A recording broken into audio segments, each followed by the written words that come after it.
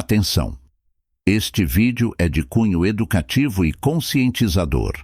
Não confunda diversidades culturais e sexuais com relacionamentos abusivos ou criminosos. Todo e qualquer relacionamento abusivo, criminoso, não consentido, deve ser denunciado aos órgãos competentes para providências.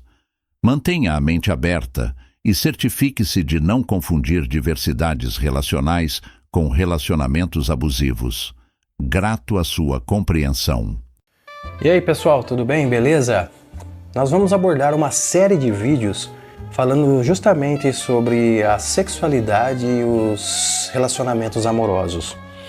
Antes de mais nada, vou mostrar aqui um livro que eu fiz que aborda justamente essa temática, que é o Felizes até que a morte vos separe, que é basicamente aí uma ótica filosófica em relação aos nossos comportamentos relacionais. Enfim, mas a gente vai abordar esse primeiro vídeo falando sobre Deus, Pátria, Família. Eu quis mesmo, foi proposital esse tema, Deus, Pátria, Família, que é para trazer uma certa provocação para você, porque eu tenho certeza que quando se fala em Deus, Pátria, Família, em dias atuais, o que a gente pensa, né? Ou a gente pensa no fator político, né, nesse movimento bolsonarista, ou a gente pensa na família convencional. Quando se fala Deus, Pátria, Família, o que vem na sua mente? Vem o pai provedor, a mãe que cuida da casa, que cuida dos filhos, e os filhos obedientes. E que todos eles, sem falta, todos os domingos, eles vão à missa. Não é basicamente essa família convencional que vem na sua mente quando se fala Deus, Pátria, Família? Então o tema ele vai abordar justamente a questão da família convencional. E será que essa família convencional ela é uma família natural?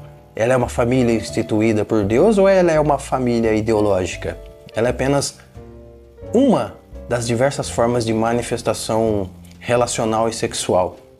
Quando a gente quer entender como poderia ser ali a forma natural, como os seres humanos eles desenvolvem ali naturalmente as suas formas de se relacionar, tanto amorosamente como sexualmente. Eu acho que o estudo mais fiel a isso seria o estudo antropológico, que vai na raiz das questões do desenvolvimento humano. Por quê? Quando a antropologia vai estudar a questão do relacionamento sexual, do relacionamento amoroso, eles vão buscar isso aonde? Nos povos que estão ali mais próximo ao tribal, que seria o povo ali que está mais próximo ao instinto mesmo, natural de ser. Que elas não são tão enviesadas com a questão ideológica, com a questão religiosa, com a questão cultural. Elas não têm quase muito acesso à tecnologia, a essa diversidade de informação, para se dizer que não, aquela pessoa é assim porque ela foi contaminada ideologicamente. Só que quando os antropólogos vão estudar as tribos, o que eles percebem? Eles percebem que existe um padrão na forma de se relacionar, tanto amorosamente como sexualmente. Não existe um padrão. E que essa ideia de Deus, Pátria, Família, do pai provedor, da mãe que cuida do lar e dos filhos que vão à missa em família e que almoçam junto, é uma ideia ocidental, mas ela não é uma ideia que se desenvolve naturalmente. E quando vai estudar esses povos mais primitivos, eles se deparam com uma coisa que nós poderíamos até chamar de um tanto quanto bizarro essas ideias. Porque eles vão se deparar com o que muitos julgarão como perversões sexuais. Porque, por exemplo, vamos citar algumas tribos, mas existem inúmeras delas, e com manifestações amorosas e sexuais completamente diversificadas, e que a maioria delas nós iríamos chamar de perversidade sexual.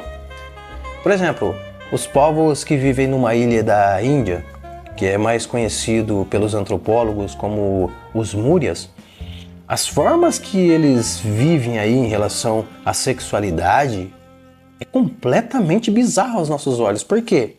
Ali, já na adolescência, todos os adolescentes daquela comunidade, eles vão se relacionar sexualmente uns com os outros, sem tabu nenhum.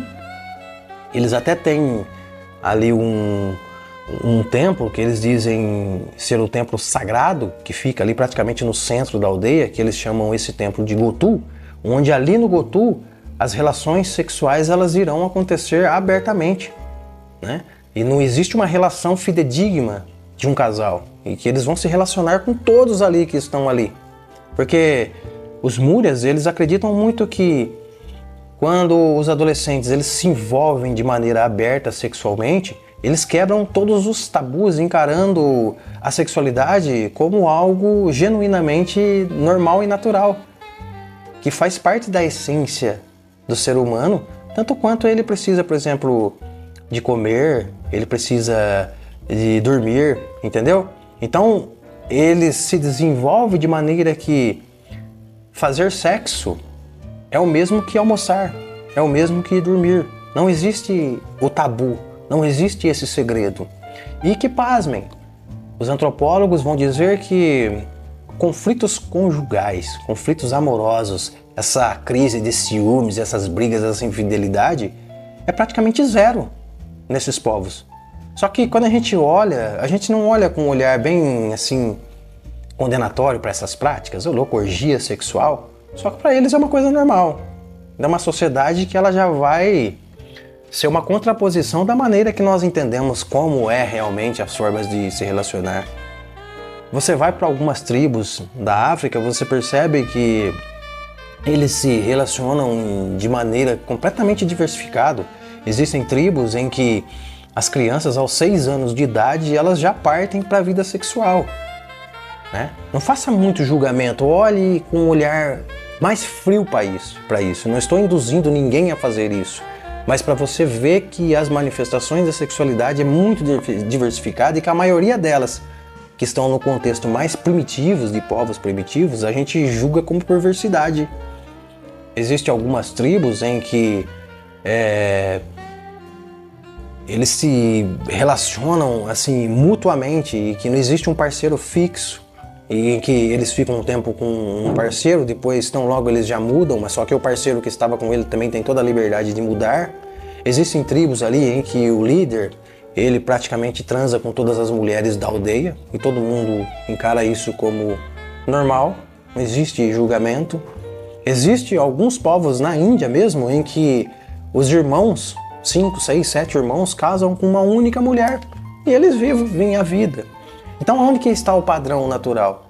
Você concorda comigo que se houvesse um padrão natural na questão de instituir família, que nos povos mais tribais, nos povos que estão mais próximos ali ao instinto, você concorda comigo que eles se desenvolveriam naturalmente desta forma, né?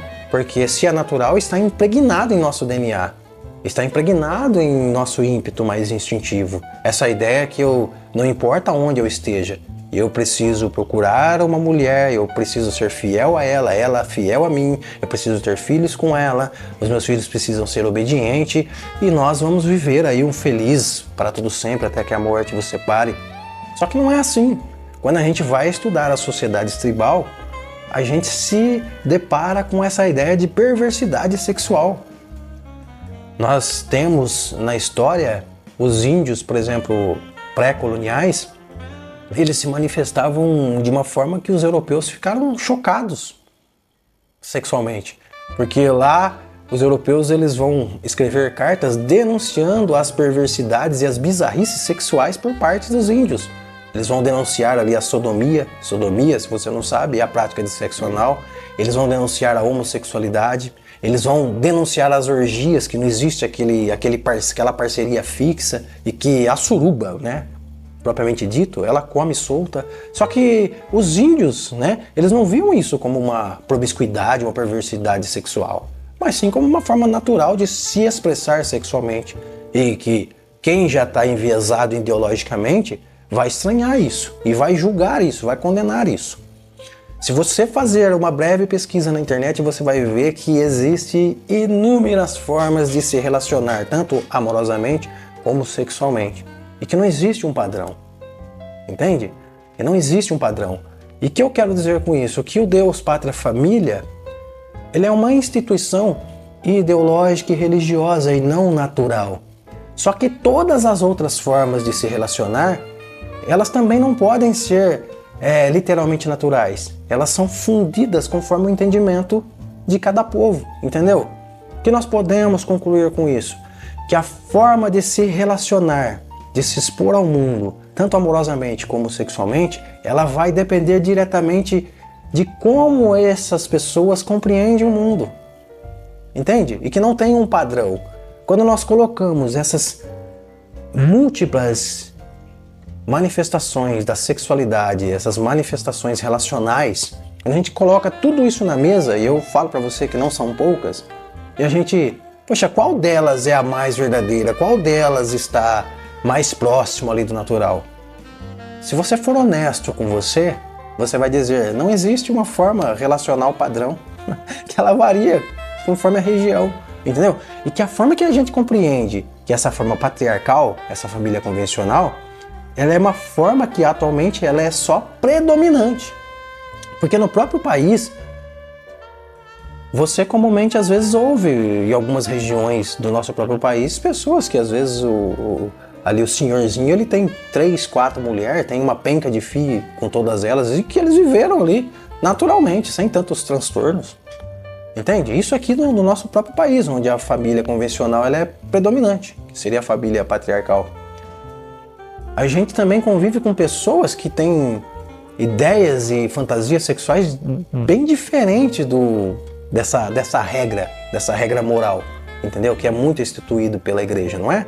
Por exemplo, os casais que frequentam casas de swing, por exemplo, né? Você vê que são casais mais privados, que evita se expor muito, mas que no entanto existe, e eu digo também para vocês, não são poucos. É porque eles vivem uma vida mais no anonimato aí para não causar tantos transtornos, porque isso choca a cultura, percebe? Mas quando você para estudar um pouco aí as formas de fantasia, as formas relacionais, esses casais que frequentam swing, que são pessoas casadas, você assim, quando você está olhando só por uma visão, só por uma ótica, que seria da família convencional, você fica espantado. Muitas vezes você faz muito julgamento em relação a isso. Mas acontece é que as pessoas vivem essas formas variadas e não há muito que se possa fazer. Acho que a única solução disso é compreender tudo isso. É compreender que não existe uma única forma natural e que essas formas elas vão se desenvolvendo. O que eu posso dizer com isso? Que eu não posso dizer para vocês, e nenhum estudioso pode dizer para vocês, que daqui a 50 anos talvez a família como nós compreendemos, ela possa ainda continuar. Não há pessoas aí mais conservadoras que se diz, nossa, o mundo está mudando, essa ideia da família, né, do pai ali, do pai provedor, onde que os filhos obedecem, da última palavra, da mãe que cuida do lar, submissa ao marido, dos filhos que vão à igreja, essas coisas estão tudo acabando, porque Jesus está voltando, né? Mas pode ser que daqui a 50 anos, não que essa família se extingua, mas pode ser que não seja ela a predominante. E você percebe? Por exemplo, por que o casamento homossexual, homoafetivo, hoje ele é tão polêmico? Porque não é a ideia que está predominante. A ideia que predomina é a família patriarcal. Então, por consequência, todas as outras formas diferentes à patriarcal, elas tendem a sofrer uma série de preconceitos. É por isso que as pessoas fazem mais a calada da noite do que, assim, se expõem. Entende? Mas pode ser que daqui a 50 anos, a forma de se relacionar amorosamente e sexualmente seja completamente diferente e que essa patriarcal possa não ser mais a predominante. E de repente as pessoas do futuro olhar essa família patriarcal um tanto quanto um certo preconceito. Nossa, que coisa diferente. Você percebe? Resumindo tudo isso, as formas de se relacionar amorosamente, as formas de se relacionar sexualmente, elas estão diretamente ligadas à forma que os povos compreendem. Ou seja, conforme a sociedade muda, as formas de se relacionarem também mudam. E a gente vê muito isso hoje presente, né? A gente vê muito isso aí na adolescência, formas totalmente diferentes. A forma que a gente, eu que sou um pouquinho mais velho, nós nos relacionávamos há 20, 30 anos atrás, não muda. Isso muitas vezes não choca aí os pais. Então você vê que a sociedade vai mudando, as ideias vão mudando e com isso também as formas de se relacionar vão mudando. Porque é assim que acontece, não existe um padrão. Esse padrão é uma crença nossa, e esses padrões, eles advêm muito das nossas ideologias e advêm muito também da nossa ideia religiosa de viver, entende? E é isso, pessoal. De alguma forma, eu espero que esse primeiro vídeo aí possa servir para abrir a sua mente em relação a isso. Não estou aqui induzindo você a aderir a nenhum movimento que você julga bizarro, mas o intuito maior desse vídeo é abrir a sua mente para que você compreenda, né, essa diversidade e essa complexidade ao mesmo tempo. Por que eu julgo isso tão importante as pessoas saberem? Porque você concorda comigo que quando você cai a tua ficha e você percebe que a maneira que você vê o mundo não é a maneira exclusiva e natural, e sim é mais uma maneira, você tende a julgar menos o comportamento alheio, as fantasias diferentes a sua, os gostos diferentes a você, né? Você tende a julgar menos porque você percebe que você é apenas mais um. Você não é a última bolacha do pacote, você é apenas mais um entre uma sociedade que ela é multifacetada em relação ao comportamento relacional e sexual, entende? Ou seja, quando as pessoas têm isso na consciência, e elas têm isso como raiz verdadeiramente e não superficialmente, elas trabalham cada vez mais para harmonizarem as diversidades. Quando eu quero dizer harmonizar a diversidade, eu não quero dizer que eu tenho que modelar o que é diferente ao meu de acordo com aquilo que eu entendo, porque daí isso já não se transforma em diversidade. Você pensa que a sociedade ela é um quebra-cabeça, feito de milhares de peças diferentes. Harmonizar a diversidade é encaixar esse quebra-cabeça, é montar esse quebra-cabeça respeitando a diversidade. Porque pensa se você tem um quebra-cabeça e que você quer modelar todas as peças de acordo com uma peça só, você não consegue nem montar o quebra-cabeça, né? Ou se você monta esse quebra-cabeça ele não vai ficar bem encaixado. O primeiro vento que passar vai destruir tudo o quebra-cabeça, entende? Então harmonizar a diversidade implica em você compreender as diversidades e com isso trabalhar para você se harmonizar em relação às diversidades, é isso.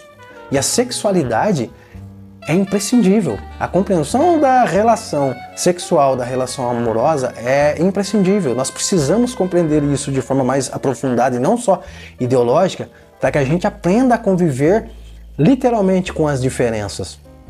E quiçá aquilo que a gente julga tão promíscuo, a gente ensinar eles também os bons costumes. Entende? E é isso, pessoal. Espero que de alguma forma esse vídeo possa ser útil para você. Não se esqueça de se inscrever no nosso canal. Um grande abraço, compartilha nossas ideias. E eu espero você aí num próximo vídeo que a gente vai abordar mais essas questões aí. Não se esqueça de deixar aí o seu joinha. Felicidades e até mais.